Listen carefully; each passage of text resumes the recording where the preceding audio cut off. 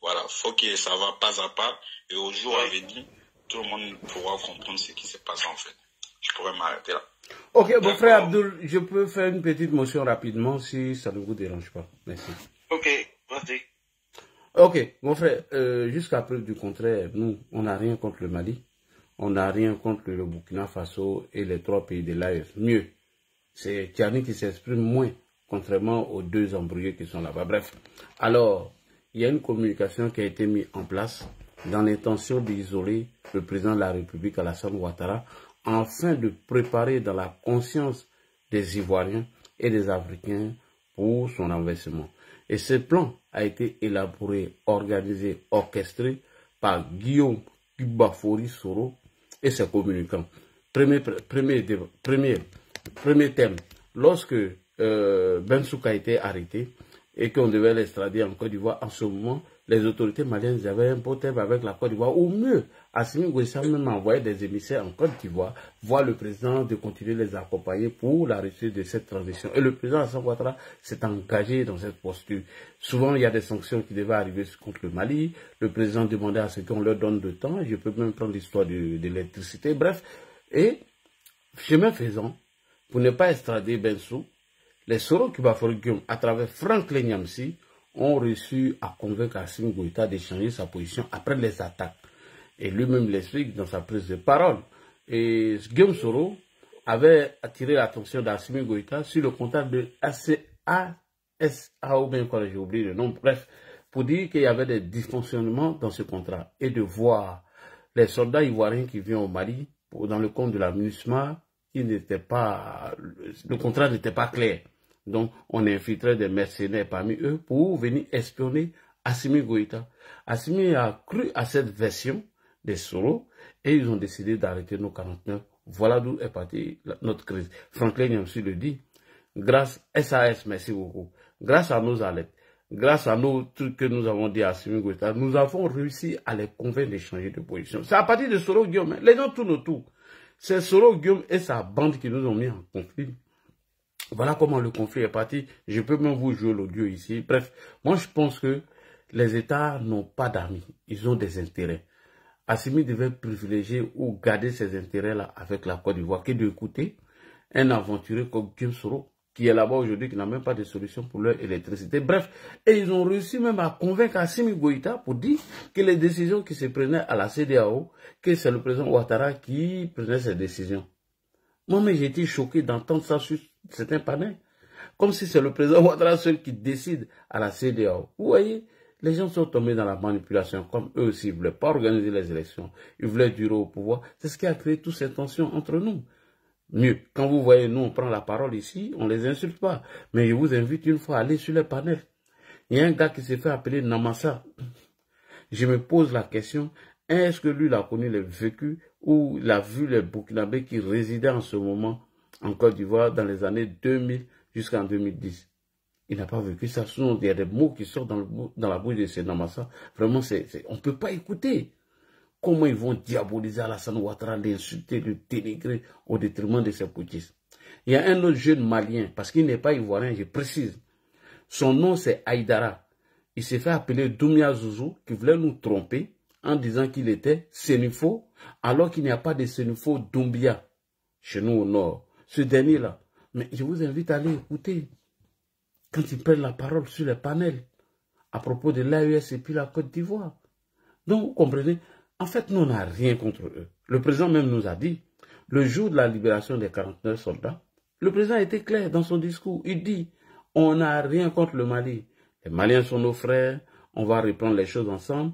Mieux, ils ont même invité Assimi Goïta à venir en Côte d'Ivoire. Il n'est pas venu. Et quand vous regardez l'interview du ministre de la Défense, M. Téné Brahima, dans Jeune Afrique, voilà, cool, après tu m'envoies les 2 Jeunes Afrique là, pardon, s'il te plaît. Merci. Il dit que jusqu'à preuve du contraire, moi, Téné Brahim, je suis en contact avec Sadio Camara. Mais Franklin allait faire une vidéo pour dire à Sadio Camara de démentir tout cela. Que le ministre de la Défense, M. Téné Brahim, voulait saper l'alliance, et il veut détruire l'alliance des États du Sahel.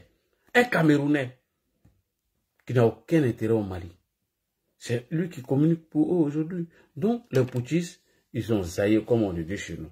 Mais pour réparer ça, c'est simple, c'est facile. Ils savent, ils connaissent la solution. Des gens qui arrivent à organiser des référendums dans leur pays, soit des gens qui est coupé en deux, n'arrivent pas à organiser des élections. Vous avez vu les critiques de Choguel Maïga. C'est qu'il a coûté son poste. Voilà. Donc, nous, on n'a rien contre eux.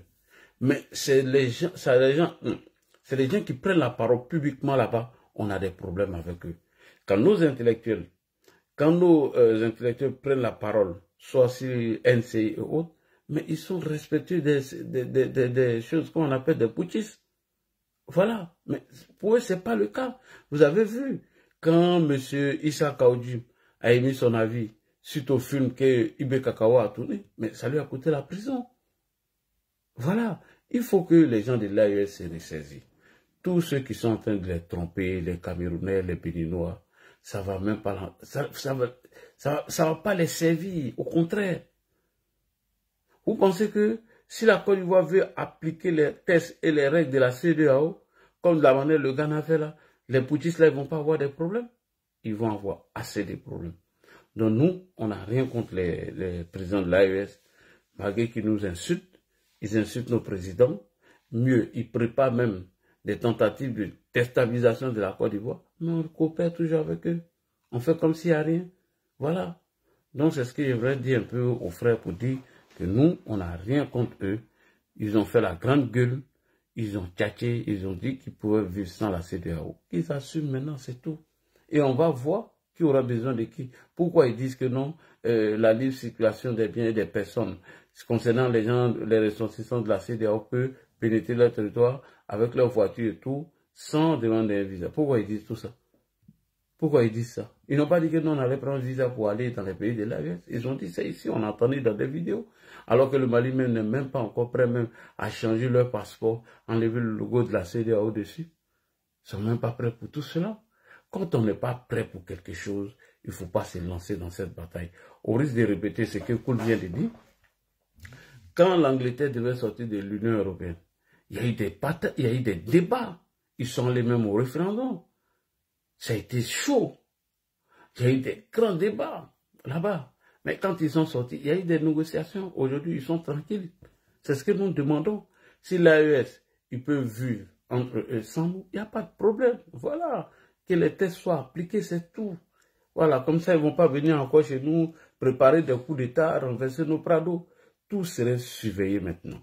Voilà. Nous, on n'est plus dans bavader, venir accuser Alassane Ouattara de salir, dire des bêtises. Non, non, non, on ne veut plus. Ils n'ont qu'à partir.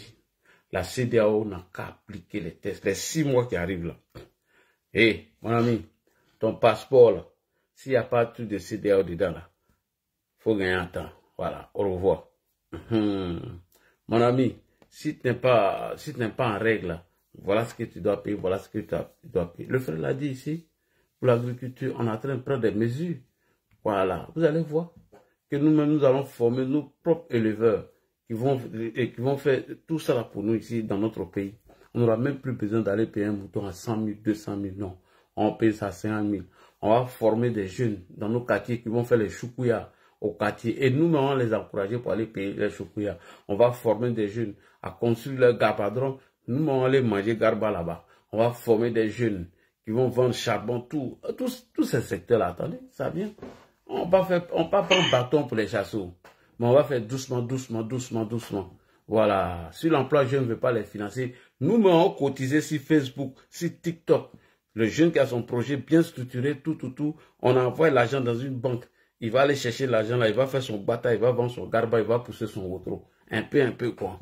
On va pas chasser quelqu'un, on va pas insulter quelqu'un. On va pas te dénigrer. Mon frère, tu es un garba, non. Mon frère, tu es élevé mouton, non. Va faire ta formation. C'est fini là. Si l'emploi jeune ne veut pas te... Voilà.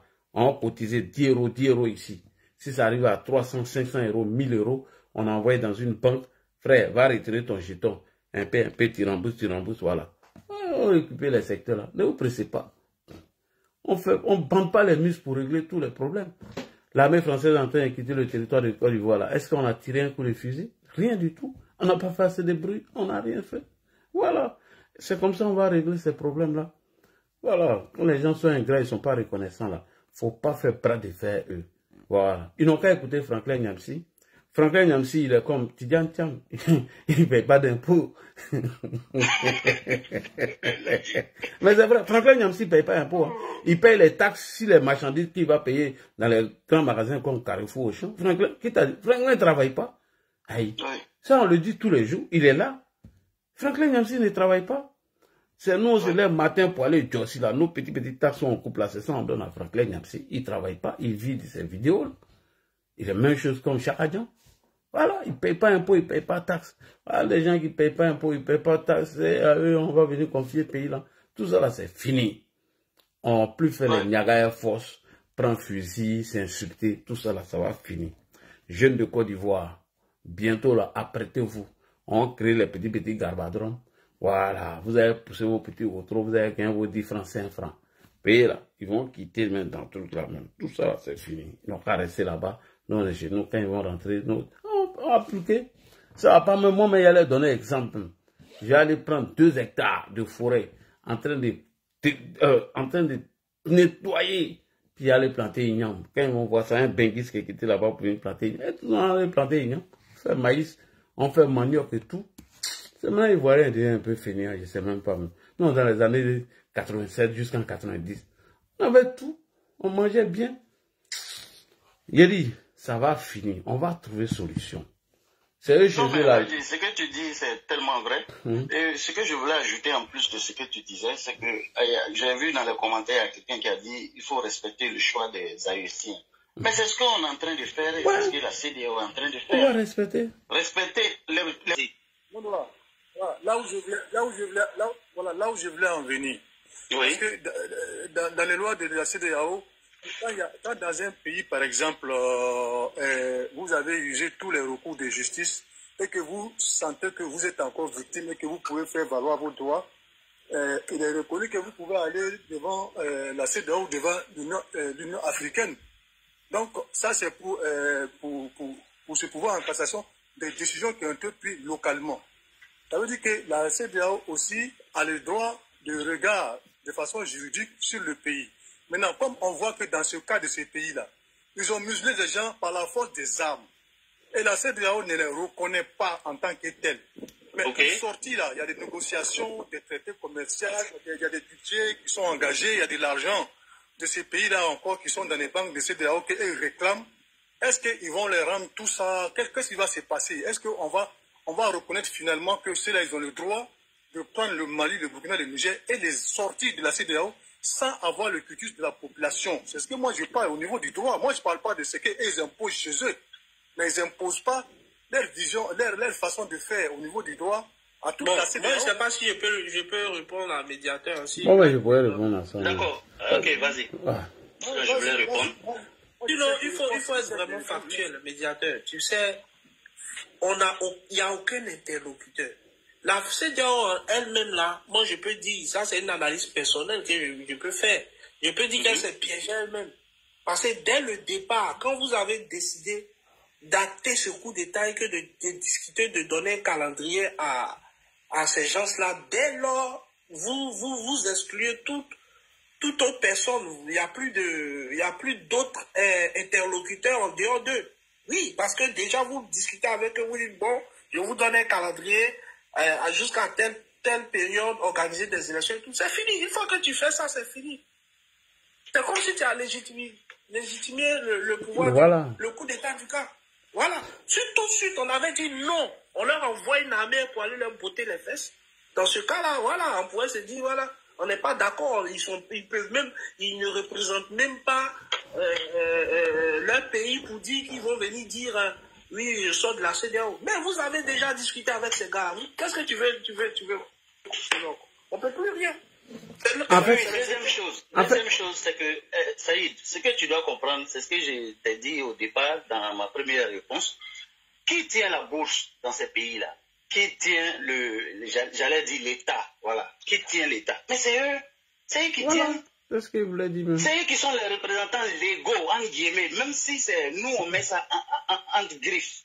Même si nous, on suppose qu'ils ne sont pas venus par des moyens démocratiques, Nous, on dit qu'ils ne sont pas venus par des moyens démocratiques, on met ça en griffe. Mais c'est eux qui tiennent l'État. Oui. C'est eux qui font la sécurité dans le pays. C'est eux qui font la lutte contre le terreau. C'est eux qui votent les budgets. Ils ont même des assemblées, oui. Des parlementaires qu'ils ont, je ne sais pas comment faire, ils ont suscité. Aujourd'hui, ils ont des assemblées. Donc, c'est eux qui sont les représentants, on veut voir, officiels de ces pays-là. Oui. Donc, franchement, c'est à cette personne-là que la CEDEAO s'impose.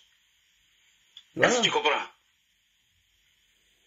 Donc si la demande est actée, en fait, ça y est.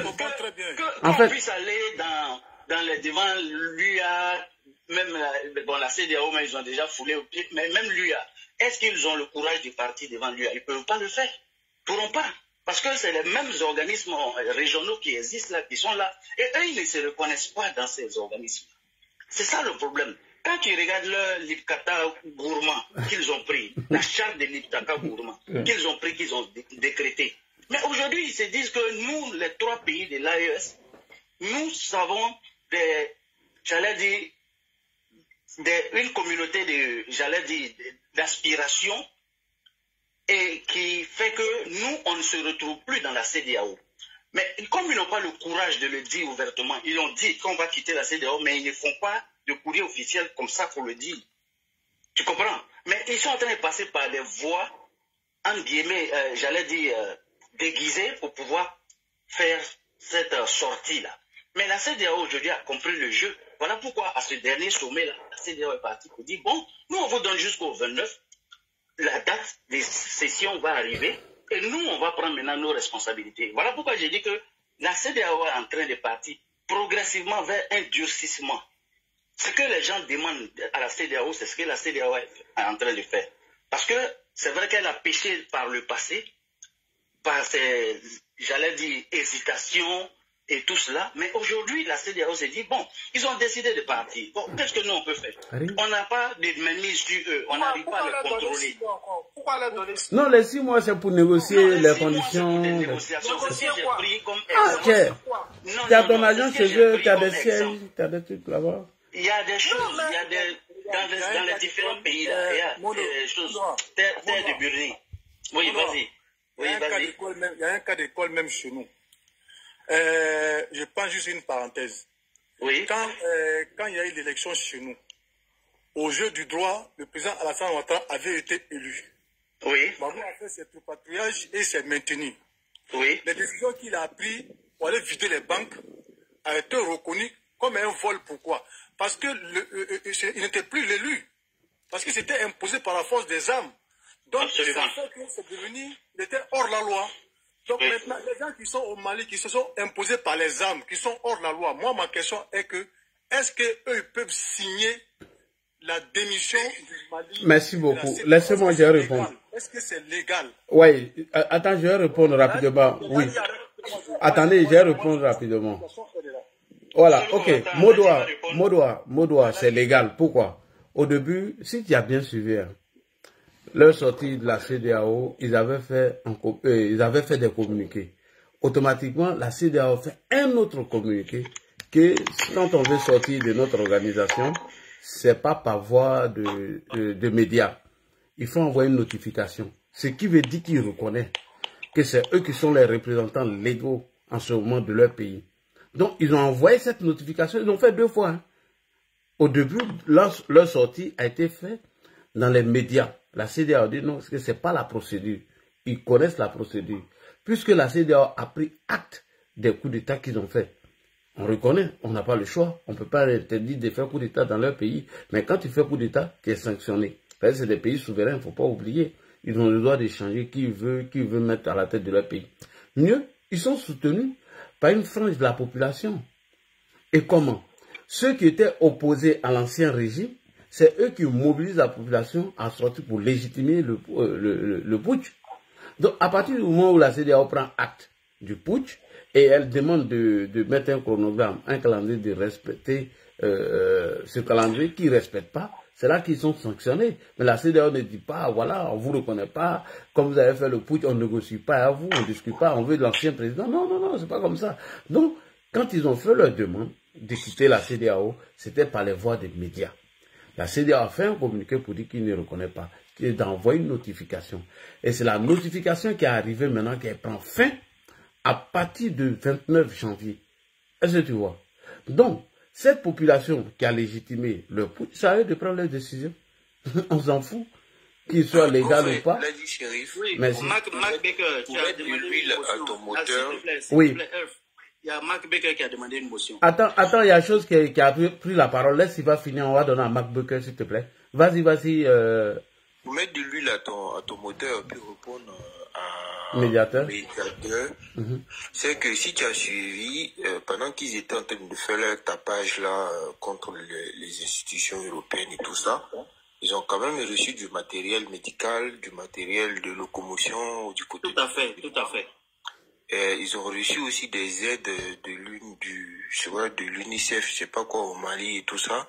À ton avis, quand on envoie tous ces trucs-là, on vient pas déposer, il faut qu'un responsable du pays signe. Merci. À ton avis, qui signe? Ce sont les autorités qui signent. Donc, ça veut dire que les décisions qu'ils prennent, ils le prennent au nom du pays. Donc, si c'est eux les autorités du pays, ils peuvent endosser le fait d'acter la sortie de la CEDEAO, d'autant plus que c'est eux qui ont initié cette sortie-là. Et ils sont soutenus par une partie de la population. Effectivement. Alors, l'attitude de la CEDEAO était normale parce que ça concerne 70 millions d'individus et qu'ils ne peuvent pas se baser seulement sur la décision de 3 individus et puis aller en besogne. Ils ont donné le temps qu'il faut pour voir si les populations, les sociétés civiles et la classe politique de ces pays-là allaient se manifester à l'encontre de cette décision. Mais ils n'ont rien vu concrètement en fait. C'est pour ça maintenant qu'ils sont en train d'accélérer la machine pour que le problème soit résolu, tu vois. Sinon, c'est pas pour dire que non, comme on les reconnaît pas, non. On peut pas les appeler chefs d'État parce qu'ils n'ont pas été élus, mais on peut les appeler autorités de ces pays. Et ce sont les autorités de ces pays. Absolument. C'est ce que j'ai dit à Médiateur. Ce sont les autorités de ces pays, donc ils peuvent endosser la sortie et puis les signatures qu'il faut. Absolument. Et, voilà. et même aller plus loin dans les négociations et les tractations pour la sortie. Et voilà. Et puis il y a l'autre qui disait que pourquoi leur donner 6 mois. En fait, les 6 mois qui vont suivre le 29 là, c'est pas parce que la CEDEAO va revenir sur la décision. Hein. La décision est déjà actée. Ils sont plus actés. C'est-à-dire qu'ils vont plus revenir discuter pour dire non, il y a mieux m'expliquer. Il y a un média. Sur le média sur lequel j'ai vu, le média a dit, c'est LCI, ils ont dit que 6 mois encore au cas où ils veulent revenir sur leur décision. Ah non, c'est pas ça. Oui, attends, c'est un média. Oui, c'est une possibilité, mais cela n'empêche pas. C'est une possibilité. On a acté, mais 6 mois aussi là. Moi, je pense que quand il s'agit de régler les petits paperasses, comme on le dit, comme ça se fait avec l'Angleterre et tout ça, on peut le gérer même quand comment on appelle ça, le pays n'est plus même dans l'organisation. On peut le gérer. Et ça ne va pas se gérer sur 6 mois. Hein. Ces paperasses, ça va se gérer sur plus d'1 an. Moi, je suis. Il y a énormément de choses qui lient ces pays-là à l'organisation. Mais on va pas gérer ça en 6 mois. Mais je te dis, les 6 mois, je finis en 1 minute. Les 6 mois, en réalité, c'est au cas où ils reviennent sur leurs décisions. Parce que, regarde, Assimi même est en train de chercher à organiser les élections. Pourquoi? Merci. Bon, alors, il y a Mbarak aussi. Je ne sais pas si tu as prêté attention, mais le fait de dire que c'est acté là, et ça sera vraiment effectif le 29 janvier, ça veut dire que s'ils reviennent sur leurs décisions, ils vont subir la même procédure que la Mauritanie qui cherche à entrer encore dans la CEDEAO. Je ne sais pas si tu vois. Parce qu'eux, ils étaient sortis. Et là, ils cherchent à rentrer. Donc, ils sont... Si c'est acté à partir du 29 janvier. Voilà, à partir du 29 janvier. Si c'est membre de la CEDEAO. On a au point de non-rupture, quoi. Là, c'est fini. Là, maintenant, s'ils reviennent sur leur décision, ils vont subir la même procédure que la Mauritanie. Et moi, j'aimerais bien que ça se passe comme ça. Là, au moins, avec leur balance économique qui est toujours déficitaire, là, ils vont nous aider vraiment à accélérer le processus pour arriver à l'éco. Parce que si jusqu'à présent, l'éco n'a pas encore vu le jour, c'est à cause de ces pays-là qui sont toujours endettés avec une balance commerciale déficitaires tout le temps. On doit toujours les aider. Et ça fait que la monnaie ne peut pas avoir le jour. D'accord. C'est l'État là qui fait que si eux, ils se retirent, et qu'ils se retirent aussi de leur mois, Inch'Allah, voilà, on va voir. Nous, on va aller à d'accord. Rapidement. Pour apporter j'allais dire de l'eau au moulin de terre de Burné, je vais lire rapidement. On va pas prendre la motion de trucs. Oui, attendez, s'il vous plaît. Pour juste éclairer les choses et puis éclaircir les choses, on a mis ici que en décembre 2024, la communauté économique des États de l'Afrique de l'Ouest, CEDEAO, a pris plusieurs décisions importantes concernant le départ des 3 membres de l'AES, le Niger, le Mali et le Burkina, de l'organisation. Le 15 décembre, la CEDEAO a tenu un sommet à Abuja, au Nigeria, pour discuter de la situation et des implications du retrait de ces 3 pays. Le sommet a abouti à une décision unanime de la CEDEAO pour fixer une période de transition de 6 mois, du 29 janvier 2025 au 29 juillet 2025, avant le départ effectif de ces pays. Une période de transition. Ils ont mis, pendant cette période, la CEDEAO souhaite continuer à méditer avec ces 3 pays pour trouver des solutions aux problèmes liés à leur sortie. Est-ce que vous voyez? La période de transition permettra également à la CEDEAO de préparer les mécanismes pour gérer les conséquences du départ de ces 3 pays. Donc voilà un peu ce que je voulais dire pour essayer de résumer un peu. C'est vrai que peut-être sur NCI ils ont dit certaines choses, mais voilà un peu, c'est une période de transition de 6 mois. Et dans cette période de transition, comme l'a dit Burny, Terre de Burny, effectivement, si il leur arrive que certains veulent faire machine arrière, puisque les organismes, sinon les moyens de discussion de la CEDEAO restent toujours ouverts, ils pourront toujours revenir discuter encore de leur réintégration dans la communauté. Voilà, c'est ce que je voulais ajouter. Ok, il y a Sloko et puis il y a l'autre qui voulait faire une motion rapide. Sloko, et puis il y a Sicilien qui est là, il y a Sicilien qui est là depuis, il attend, parce qu'on lui donne la parole aussi. Sloko, si tu as une... Non, je voulais juste répondre à la motion. Non, je voulais répondre à la motion de médiateur. Médiateur, mais je pense que ça a été répondu. Vous pouvez passer à Sicilien. D'accord, il n'y a pas de problème. Non, ça a été répondu. Il y a MC Baker qui avait demandé une motion avant. Oui, MC Baker. MC Baker, s'il te plaît. Oui, il faut faire ta motion, après je vais continuer. D'accord. Ok, merci allons pour ta motion.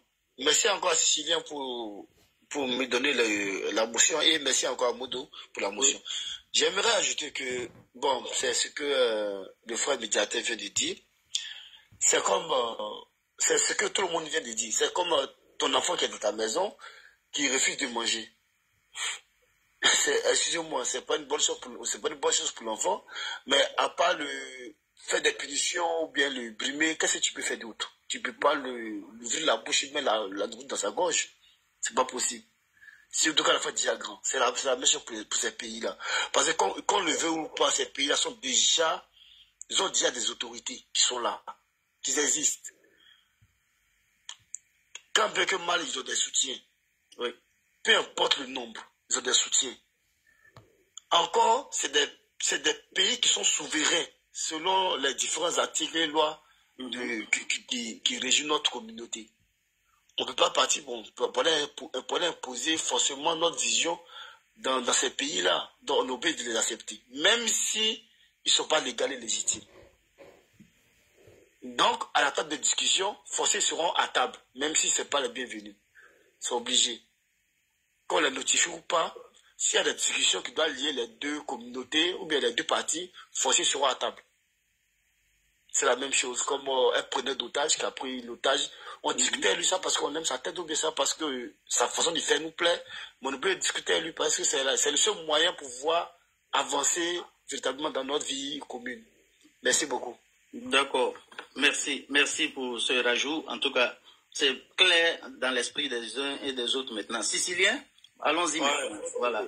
Merci. Bon, moi, j'ai compris tout ce que vous avez dit, hein, mais voilà, on va pas se voiler la face. Hein. Ces gens-là sont reconnus par la CEDEAO.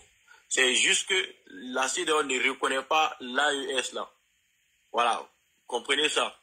La CEDEAO les reconnaît, mais ils ne reconnaissent pas l'AES.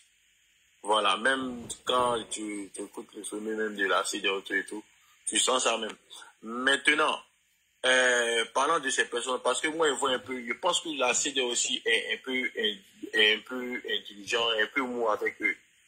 Voilà, moi c'est comme ça que je les appelle, hein, les ennemis du progrès.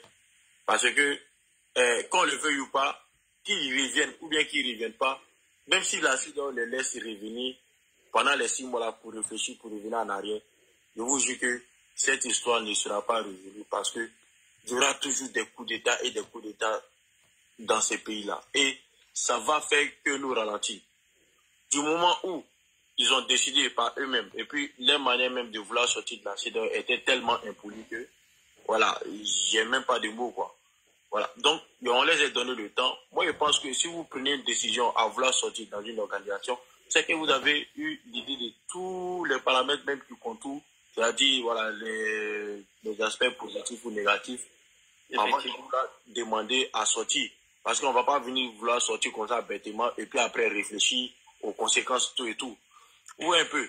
Donc, moi, je pense que la CEDEAO même, parce que du moment où moi, la CEDEAO, vous venez, vous dites machin, tout et tout comme ça, je vous dis envoyer, voilà, ça ne se passe pas par les médias comme ça, comme l'a déjà dit.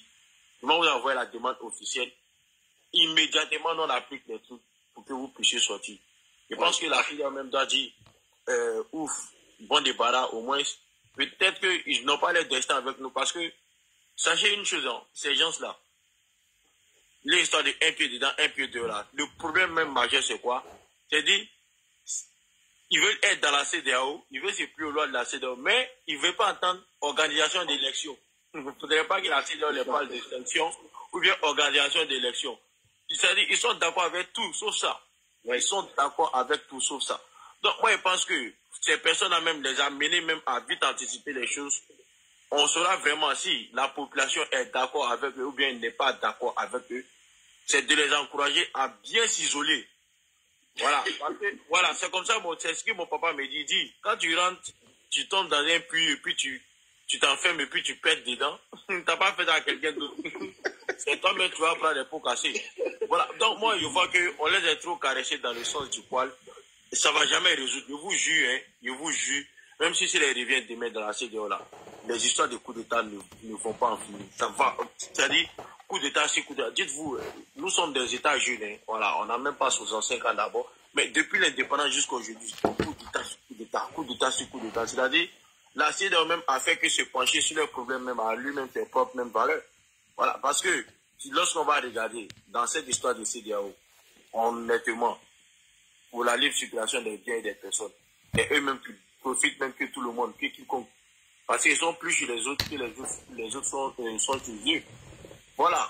Donc, moi, je suis d'accord à le fait que, parce que la main, la CEDEAO été faible, là, moi, j'étais d'accord parce que la deuxième sortie même, qui était tellement impolie, voilà,